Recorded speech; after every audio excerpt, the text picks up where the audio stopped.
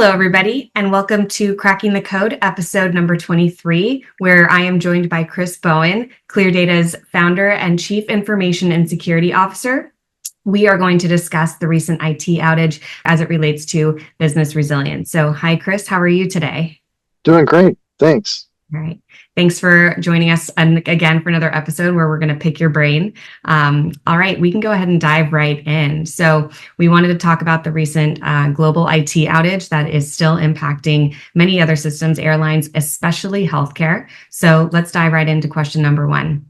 Can you give us an overview of what happened and how ClearData responded to it? Sure. I watched the CNBC press conference, I guess, the CEO almost in real time talking about what happened. It was refreshing to hear the CEO of CrowdStrike talk about the fact that it was not a hack, it was not a cyber event from a threat perspective, but rather a really bad misconfiguration. And what happened there, according to the CEO, was they put up a content file. And this content file had privileges within the kernel. The kernel is a very high level set of technology that can essentially command certain things within the hardware, software, just a lot of power in that kernel. And what happened was, as all of you probably know, the logic started going into a recurrent loop, and machines started exhibiting the blue screen of death.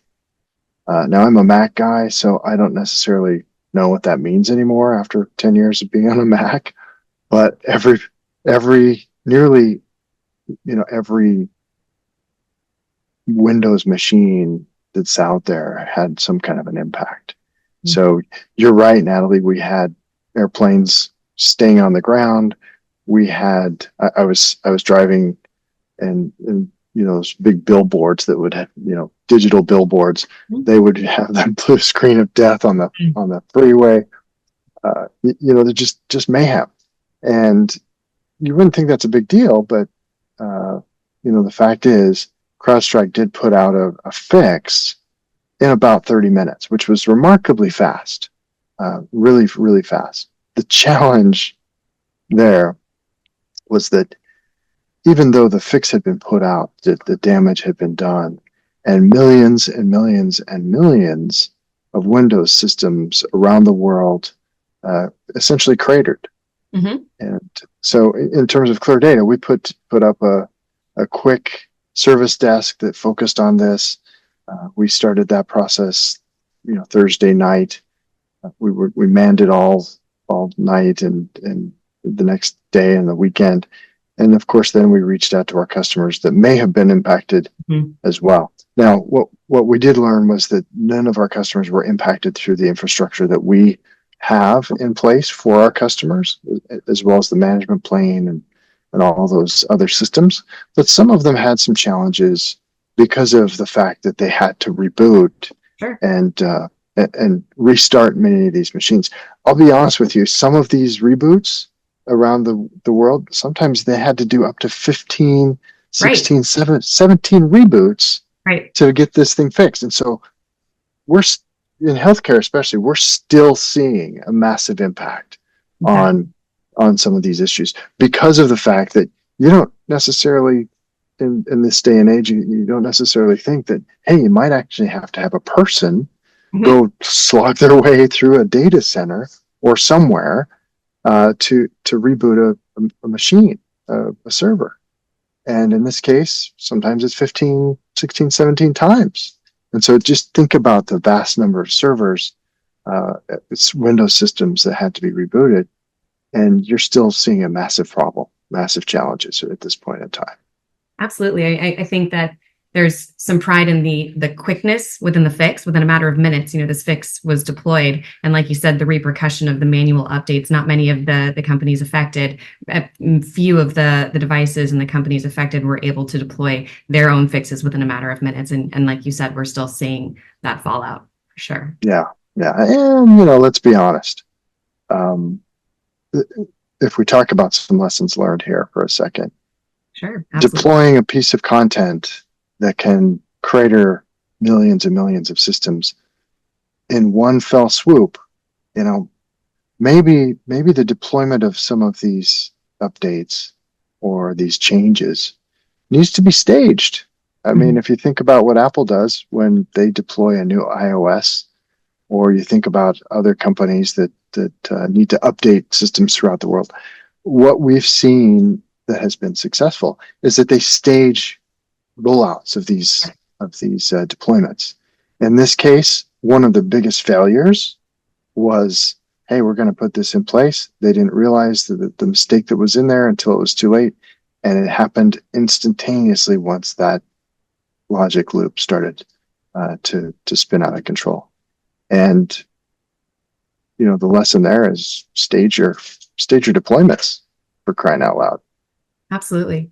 No, we think about, in terms of, let's dive into lessons learned, and what a warning this was, and how much we rely on digital technology, especially in these major industries where we have to rely on them functioning perfectly, not just a small mistake, but these major important industries, they have to run without a hitch. So it was a major global warning, and underscores the need for robust cybersecurity and resilient strategies within companies, and the growing number of cyber threats and vulnerabilities are out there from, and you've spoken about it before. These are not just individuals at their computers. These are organized bad actors and everything. So, how did you manage internal and external communications during this, and maintaining transparency with your own clients who might be coming back and questioning their cyber resilience and their own strategies? Well, let's be clear. This was not a cyber attack. This Right. was a massive misconfiguration. Sure. And, the tactics were not necessarily the best, in my opinion. It was sad because a lot of people had to skip surgeries. They had to miss planes. They had to, just all kinds of inconveniences. And the toll on humans, we will probably never know the toll on humans Right. themselves. So it was definitely a thing. How did we respond? One of the first things that I did was give our leader of marketing a call and say, "Hey, we've got to start talking to people. We got to start identifying our stakeholders. Those include not only our customers, especially our customers, but they also include our board of directors. They include our employees. They include any of the uh, regulatory bodies that might have anything to say about something." We had to massively jump into a communications strategy, and Mhm. that's one of the most important things in a crisis is communication, Absolutely. and making sure that we take a look at what's happening in real time. So those were the biggest things. I think our marketing team did a great job on that. Uh, pat you on the back, all of you marketing folks that did a good job. But thinking about going forward, let's talk about how how to recover. Hmm. And one of the things that we used to do at ClearData early in our history, we used to comb the landscape doing audits for critical access hospitals. It was one of the ways that we were steeped into the healthcare scene.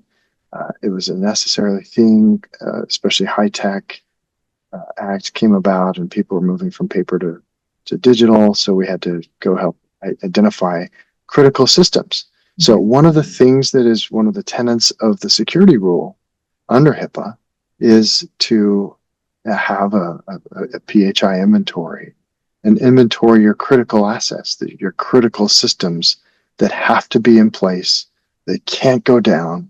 Hmm. And not surprisingly, if something like this were to happen, and when it did happen, of course, those who have a criticality analysis, an inventory of their critical systems, can certainly go look at those first and redeploy them or reboot them or whatever they needed to, instead of fiddling around with the periphery of, hey, here's a server that may not do anything, but let's go reboot that and waste our time on that versus going after what's critical.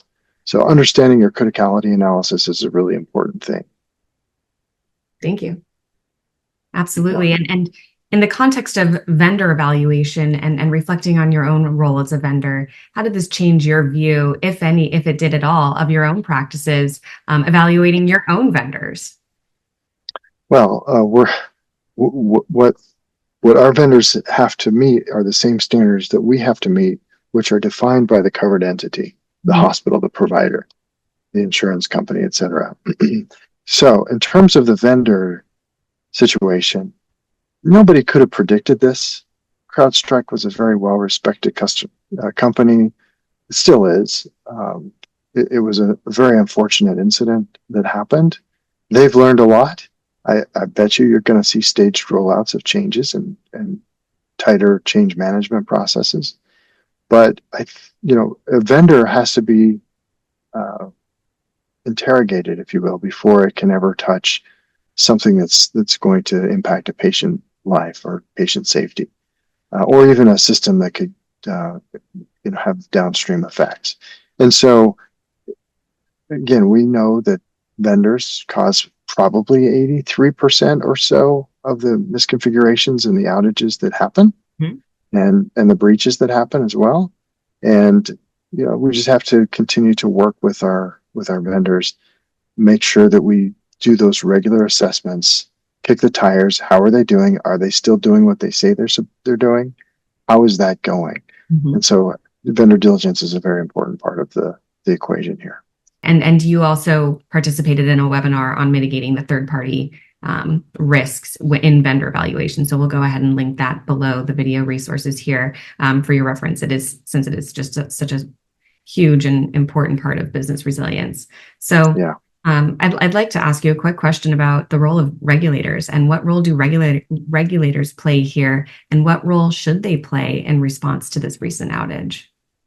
Well, I think given healthcare's challenges of keeping systems up and keeping the bad guys out, I think the regulators should start to focus on resiliency. I know that there's an effort afoot to make everything better in healthcare from an IT perspective, but I don't see a lot of focus on doing your disaster recovery or your business continuity tests. Folks like HITRUST, Alliance, those guys, they will say, hey, this is part of the control set that you have to have in place to be certified under HITRUST. Right. But the loosey-goosey nature of regulations around healthcare, and some of which are just absolutely crazy voluntary measures that will never happen. Right. We've got to be more serious about resiliency. And if we're not going to do the DRBC tests on a regular basis, shame on us. We're not practicing the drills. We're not practicing the game. And then when we get into go time, people don't know what to do. And so we just have to focus more on resiliency. I think it's one of those Achilles heels, I think, of healthcare. Absolutely. And we've talked about those voluntary measures and, what is your business going to focus on if something else is voluntary, and so setting those initiatives very, promptly and clearly. So, okay. So we can go ahead and wrap up here soon. Thank you so much for all of your insights so far. So, but just to wrap up with some advice-centered questions. So, what key lessons advice would you give to other organizations in order to enhance their own resilience strategies? You've mentioned a few of them, PHI inventories, staged rollouts, all that kind of stuff, but would love to consolidate some of your thoughts right now.